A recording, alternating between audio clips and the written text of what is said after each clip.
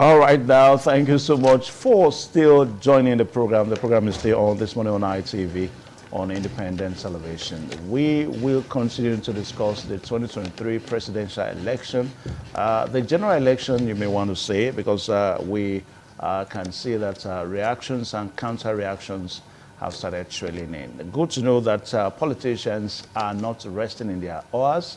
They are taking advantage of the 21 days window of opportunity for them to make their petitions. And also, too, we understand that the tribunal is going to be having about 180 days for cases brought before the various tribunals to sit and make adjudication. Anyway, we are so privileged to have Barrister Mbanefo Alakwe with us here this morning. He is a constitutional lawyer and, of course, a public affairs, political affairs analyst in Benin and in Nigeria. Now, Barrister, you're welcome to this program this morning on ITV. Good morning, yes. All right, so the 2023 presidential election has been completed, and of course, winner has been declared. But let's get your, before we start looking at the reactions and counter-reactions now, matters arising. We saw, Mr. Peter Obi of the Labour Party going to the court yesterday.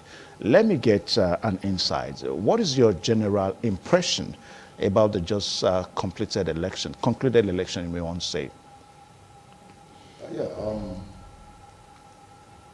As a Nigerian, actually, we are highly ecstatic about this election before the February 25th presidential election in Nigeria, and looking at the challenges the citizenry we are passing through over the years, from insecurity to joblessness to strike, to economy not functioning very well, to joblessness and all that. So we felt that this election would be a ground to make those corrections. So because people actually were not happy about the way things were going in this country. And we expected it as a parting gift by the president. And there was so much expectations from the umpire, which is INEC. And election has come and gone. And this morning we are here to look at our observations as to whether those expectations was actually met or not. And of course, on February 25th, when Nigerians voted, what was kept inside the ballot box was not just a paper. It was the hopes and aspirations of Nigerians for a better country, for a better Nigeria, a country that will be respected amongst the Committee of Nations, a country where graduates can access jobs, a country where we can access Medicare, a country where, there will be security, a country where you can travel from one part of the country to another without being kidnapped, a country where you can access education. Those were the hopes and aspirations that was put inside those ballot boxes. But as time progressed in that election day, we started having different reports from different polling units, wherein those hopes and aspirations were snatched away by talks, whereby those hopes and aspirations, were marred by talks, whereby those hopes and aspirations were not guided by security agents, whereby those hopes and aspirations did not reflect the wishes of the people who took time out to queue in different polling units to cast those votes. And the level of violence that was witnessed in this election has never been witnessed in the history of politics in this country, or election in this country. And after the 25th of February election, Nigerians had expected that 18th March election for governorship and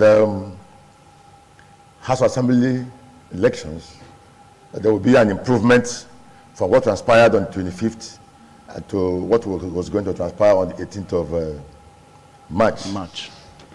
Unfortunately, on 18th of March, what we witnessed was something terrible, that different states took it upon themselves, different executives of the states took it upon themselves to get power at all costs.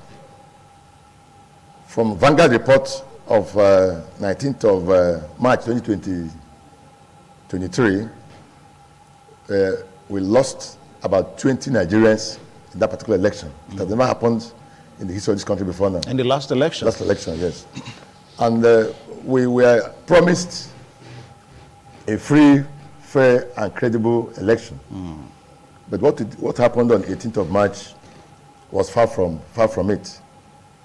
Like I said here last time, Anakasis, when he was trying to describe law, he described law as a system that is too strong for the weak and too weak for the strong. And so election in Nigeria is almost becoming a mafia thing, whereby any political party that has the power to disrupt issues takes power by force. So that is not supposed to be so. So we have expected that to improve from where we are to something better. But that has not reflected so far in this election. Okay. However, it is not too late to make corrections. And then back to your question about the petitions filed by... Just before we come to the petition now, because more petitions are going to come, there's no doubt about that.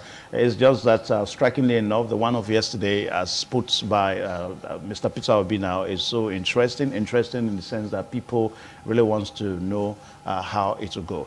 Now, let's look at the area of strength of INEC. Perhaps we'll start from the area of weakness now, because we really cannot just say that INEC probably didn't have areas of strength. Now, let's look at the areas of weakness. Which and which do you think INEC should really, know now, so that perhaps in other times to come, like next year, we're going to be having election in those states. So, what are those areas of weakness as it relates to this INEC, as it relates to this election, that INEC should know now? Okay, areas of weakness, right? Yeah. Okay, yeah. Is numerous. Areas of weaknesses we observed on INEC on this election is very, numerous. And of course, one of the issues that has been raging in the social media and among Nigerian press is as to whether INEC actually follow the regulations and guidelines as recommended by the Electoral Act. And as INEC, as an institution, is expected to play by their own rules. And the Electoral Act, to be precise, Section 60 sub 5 of Electoral Act talked about electronic transmission of results. And in this election, especially that of the presidency, that did not happen. You see, it took days before results were uploaded. And at that same collation center, so many political parties raised the issue of the election not being transmitted electronically. The whole idea, the intendment of the lawmakers who talked about electronic transmission result in Section 60 sub 5 of the Electoral Act, the intendment was to ensure that there's a free, fair, and credible election. 2, that the wishes of the people are not subverted. 3, that the numbers or the figures casted are not tampered with. And 5, that at the end of the day, we expect that whatever that was garnered at the polling unit was what is transmitted. So at the end of the day, at least the right candidate or whoever it was the wishes of the electorate emerges as the winner. of that election. And their disaffection is that that particular, section of the Electoral Act was not followed. Then if you also look at Section 34 of the Rules and Guidelines of that Electoral Act, it also talked about, electronic transmission of results. And so in the future, we expect INEC to ensure that whoever you're engaging as INEC chairman and, and the other officials should be able to, look at the laws that's guiding that body and ensure that those guidelines are being obeyed and those laws are being obeyed. Again, if you look at Section 134 of that same Electoral Act, it talked about non-compliance to those laws, the penalties and all that.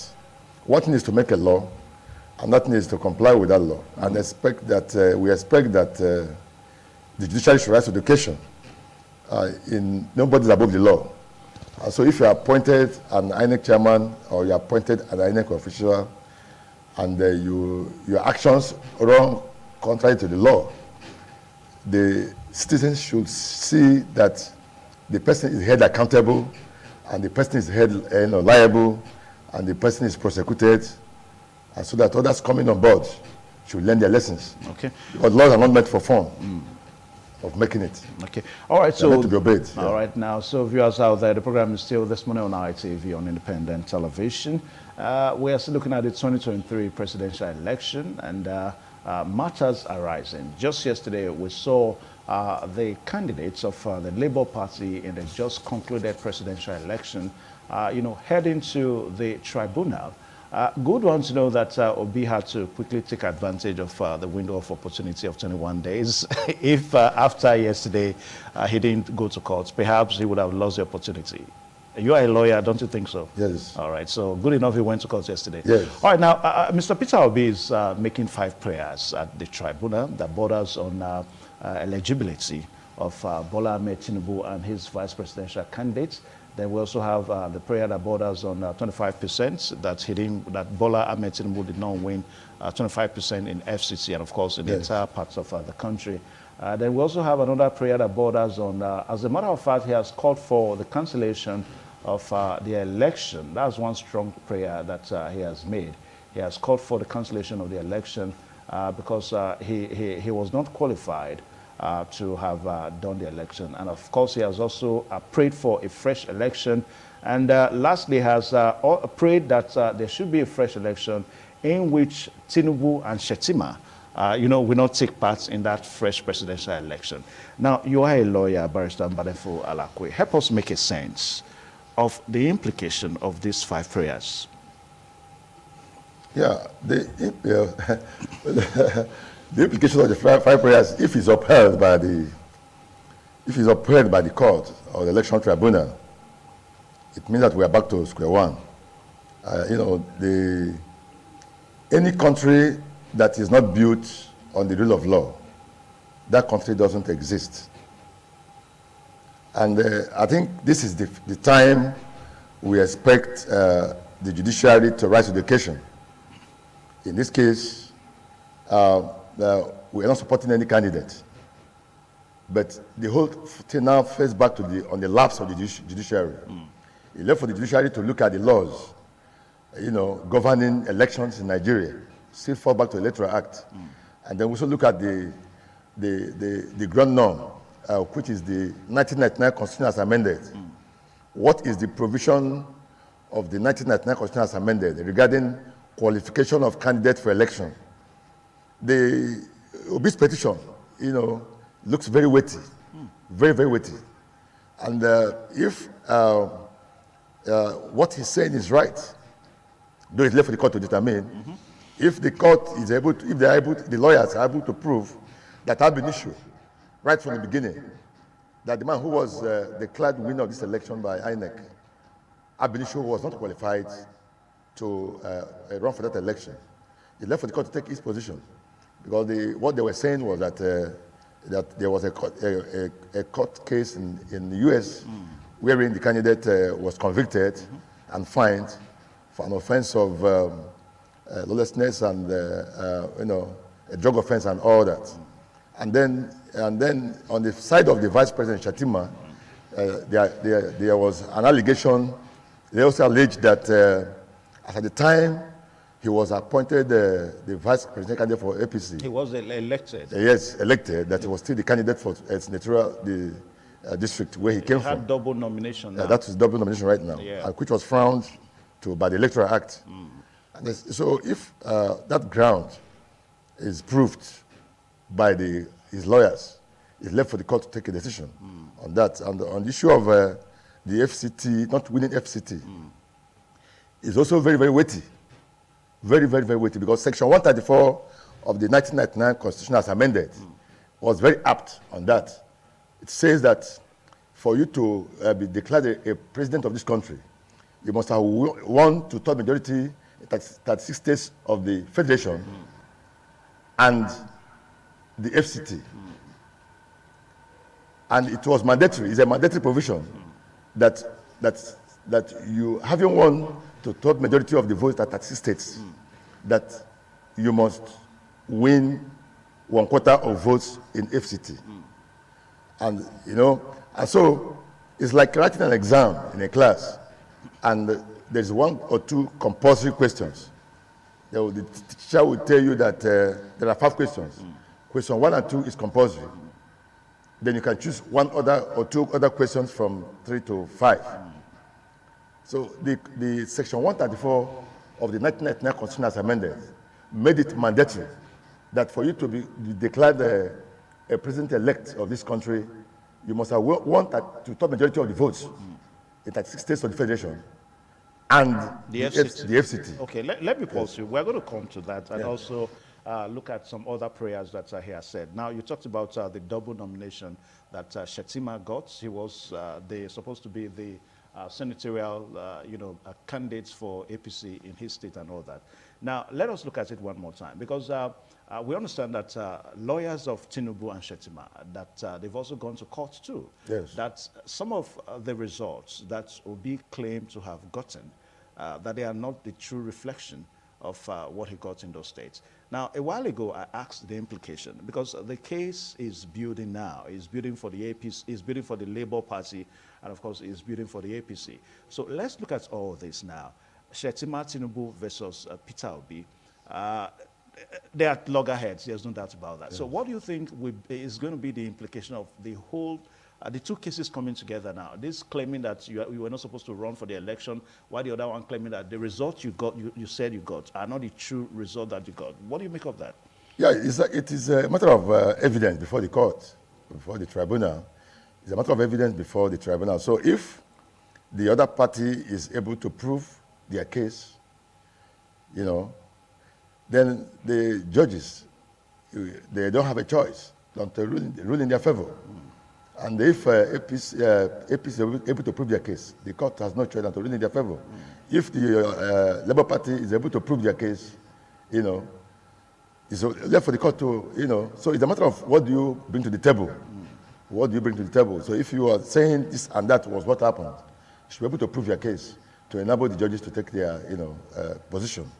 That is just that. Okay. Yes. Now, on the issue of the double nomination that Shatima got prior to the election, that he emerged as the senatorial candidate of APC in his state. Then he also emerged as the vice presidential candidate of APC, in the election. Now, some persons have argued that perhaps Obi and his lawyers would not have brought this forward, that this is purely a pre-election issue. After all, he was cleared by INEC. I don't know what your reaction is to that. Yeah, if you said it's a pre-election matter, and they have brought it before the tribunal, then it is left for the court now to look at the merit of the case.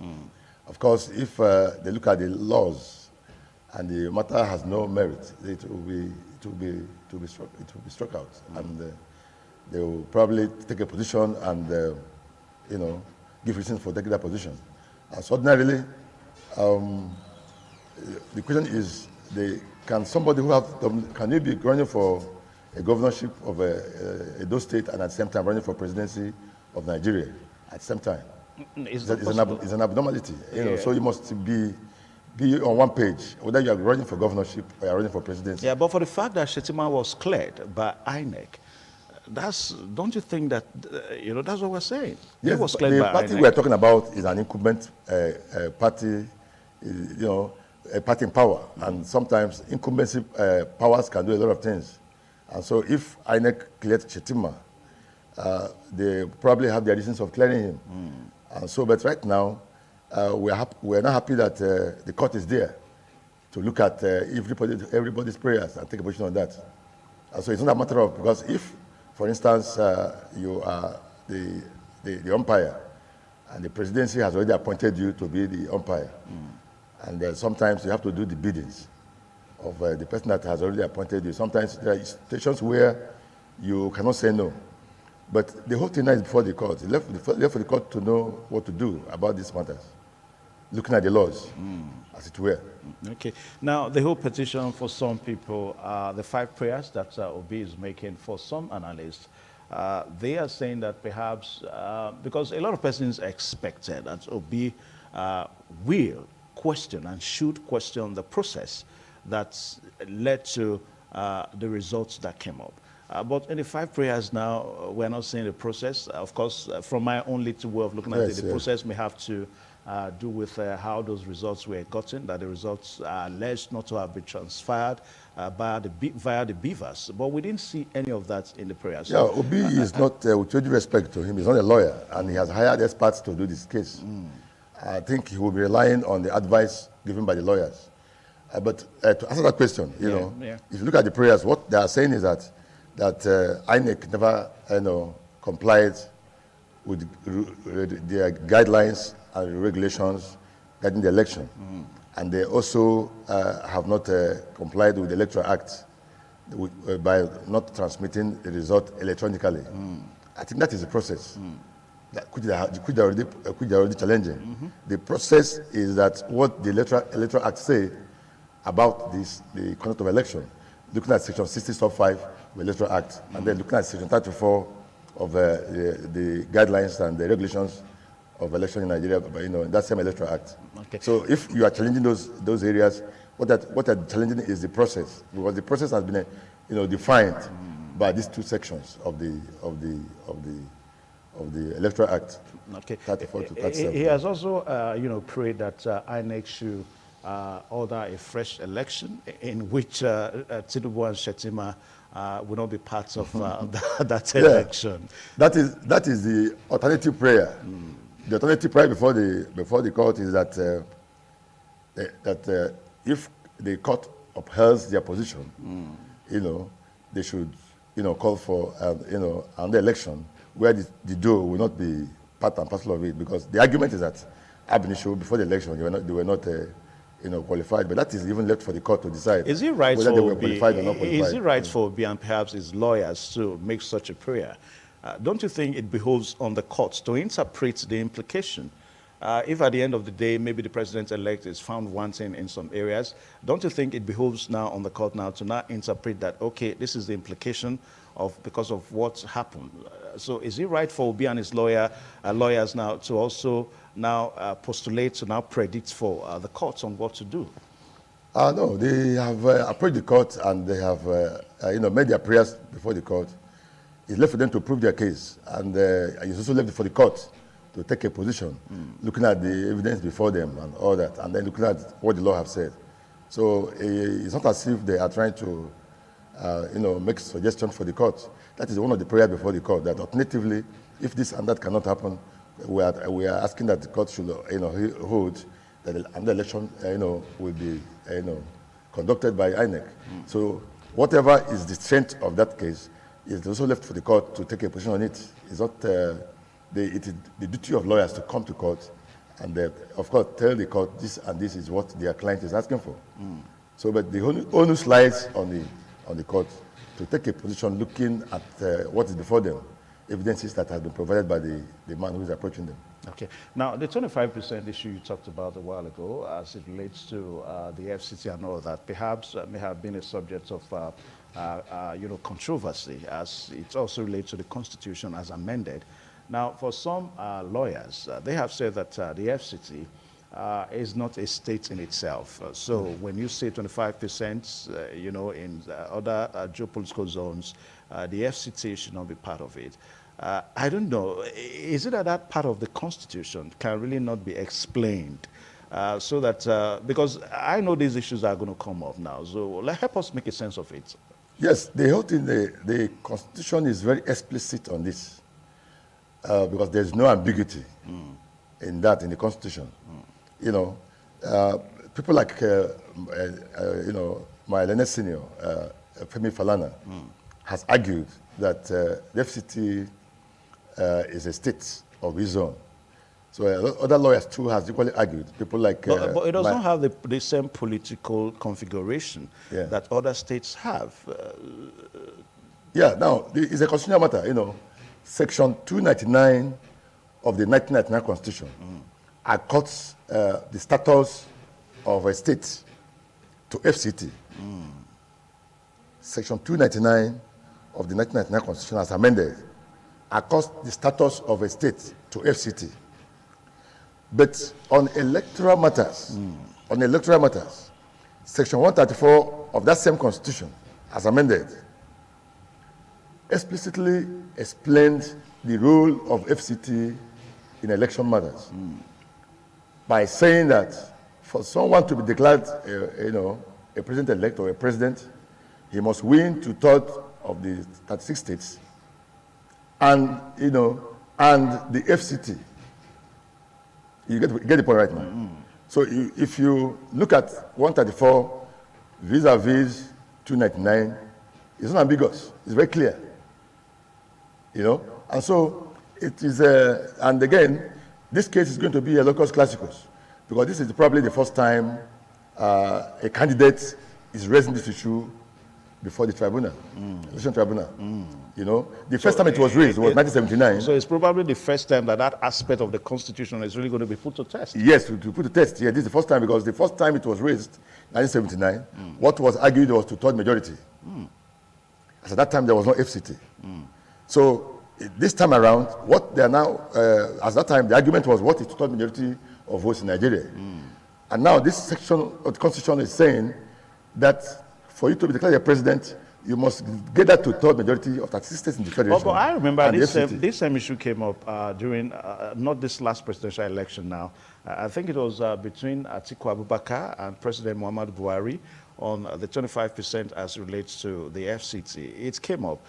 I can't remember how that case was laid to rest now. Can you take us into memory lane? Let's see how it will suffice again in this case between Obi and Tinubu. Yeah, what I'm saying is that in this matter, this forms a block of this case, that the man did not meet the mandatory 1/4 of votes in FCT, and as such, INEC ought not have declared him the winner.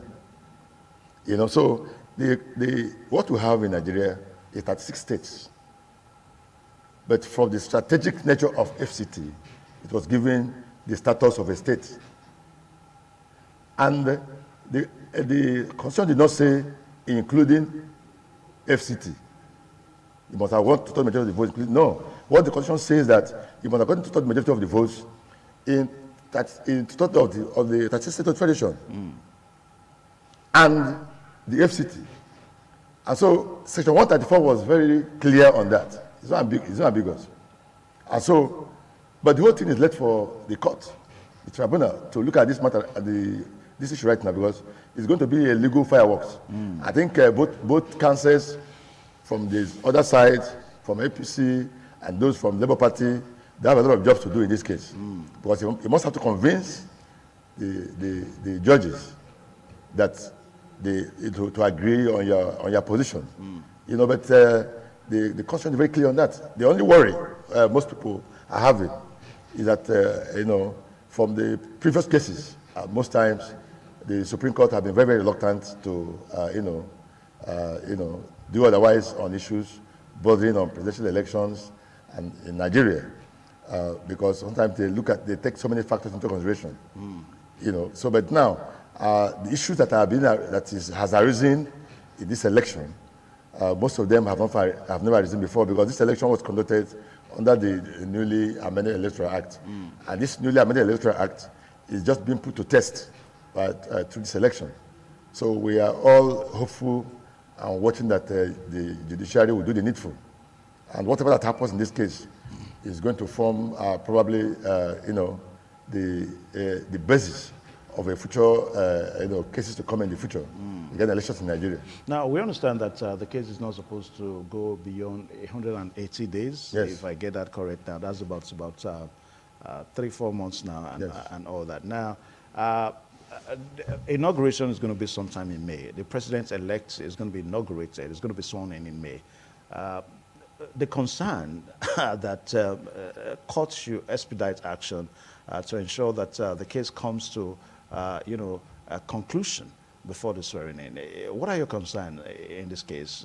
The swearing in itself vis-a-vis the case in courts? Yes, since the law have stipulated how many days the matter will take. So it's left for the court to make sure that they work towards that date and ensure that the matter is dealt with before that particular date. So because the country cannot exist in a vacuum. So it cannot live in any vacuum by May 29th. So before that May 29th, it should be the court must have done the needful, and the lawyers are mindful of the dates, the number of days they have to conduct this case. All right, so we're going to be seeing more cases for the governorship elections too. We've seen situations whereby some incumbent governors have been ousted, like the case in Zamfara State now. We saw Metawale, being won by Dauda. And we also understand that that case is going to go to court. But the call, for cancellation of votes, cancellation of the process, cancellation of the election, ordering a fresh election, can Nigeria as a nation, can we afford bringing into bear the financial implication of that? Do you think we can afford to want to go through another general election? When we have issues, the economy not too impressive, you think we can afford to do that? Yes, we can afford it because it is never too late to do the right thing. For you to develop as a country, the process that brings leaders to, leaders in, supposed to be, be in line, with whatever is the specification of the law, guidelines and regulations, as specified, by the Electoral Act. Again, if the system isn't working right, there's a tendency that you bring in people to power who will not do the right thing. Nigeria as a country have suffered so much. And then from 1999 to date, when Nigeria started this presidential system of government, the countries that we kicked off from, same time, have all gone beyond us. I think the problem with this country is leadership, getting the right leadership. And if you look at countries like, United Arab Emirates, who took off with Nigeria almost at the same time, they have gone so far because the people in charge have the people in mind, and they are doing everything to ensure that, rules of law are being obeyed. The problem we are having here is that most times we have weak institutions, and these institutions have not actually, worked ultimately to the people's expectations. Like Obi said, if you want to answer an excellency, this process in which you come to power must be very excellent. I think what Nigeria needs is an INEC that is unbiased and an INEC that works. Last time I was here, I was making a proposal that probably in the future we still have to look at the Electoral Act and then look at the Constitution. Let us come up with a law that probably will say that elections in Nigeria should be done electronically, where you can vote at the comfort of your parlor or your bedroom without going to polling units. Because the issue of thuggery and the issue of ballot box snatching and all that, they are happening in the polling booth. So we are supposed to be looking at the challenges we had in this election, and we think about how we can avoid those traps in the subsequent elections. So, but we can't be doing the same thing every day and not getting results.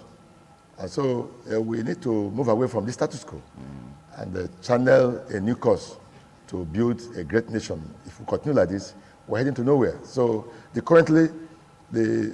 current system is not functioning optimally. And the only way to look at it is, well, if we can have a new government, let the new National Assembly still look at the laws and see how they can ensure that elections in Nigeria are done in such a manner that you don't go to any particular spot to cast your vote. You can cast it just like now you can do transfer. You can transfer money to another person through your handset, and the person will get results. The person will get the money. Nigeria, the whole world is going electronically. Digital. And the whole world is going digital. Yeah. And the whole world is going technological. We cannot be left behind. So this idea of rushing to a particular spot to go and cast votes is what is giving some desperate politicians the opportunity to, to mess up the entire system, and it's not working for the country. All right, so once a very big thank you to you, Barrister Mbanefo Alakwe, for joining us on the program today. And of course, we have talked about the election, the presidential election in general, and also look at the 5 prayers that the presidential candidate for the Labour Party, Mr. Peter Obi, has made before the tribunal.